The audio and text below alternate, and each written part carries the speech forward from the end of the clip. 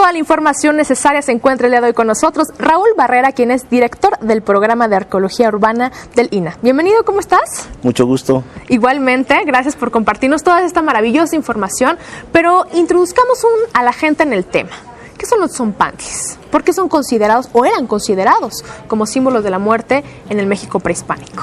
El tzompantli es una, podríamos decir, es una especie de plataforma donde, bueno, se colocaban una serie de postes de madera de cierta altura. Como un tipo muro también. Como un muro. Ahí el propósito era, bueno, colocar estas vigas o estos postes de madera. Eran varios, posiblemente entre 5 y 6 metros de altura, y donde se exhibían los cráneos de los sacrificados. Esto pues tenía todo un significado muy importante. Por un lado pues era impactar, es una forma donde se mostraba el control político, ideológico y económico de una sociedad. Entonces, los tzompantlis los tenemos evidencias prácticamente en todo Mesoamérica, desde la zona maya, en Oaxaca, en el centro de México, en el occidente también de nuestro país, también hay evidencias de los tzompantlis.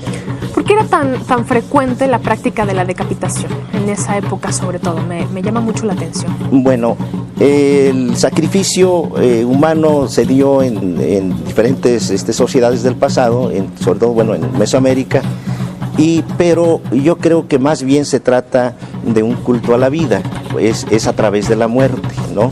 Porque los hombres o los seres humanos vivían para dar vida a la naturaleza, para que el sol continuara con su curso. Ese era el objetivo, ese era el propósito, ¿no? Para eso se hacían los sacrificios humanos. Y los sacrificados en su gran mayoría eran cautivos de guerra, ¿no? Recordemos, por ejemplo, en el caso de los mexicas, hacían incursiones a diferentes partes de Mesoamérica a conquistar pueblos, y entonces se llevaba a cabo la captura de guerreros, y esos eran traídos al Templo Mayor, donde eran sacrificados, ¿verdad? Y bueno, después de todo un ritual, los cráneos eran colocados en el tzompantli. Ese era su destino, podríamos decir, su destino final de estos cráneos, ¿no?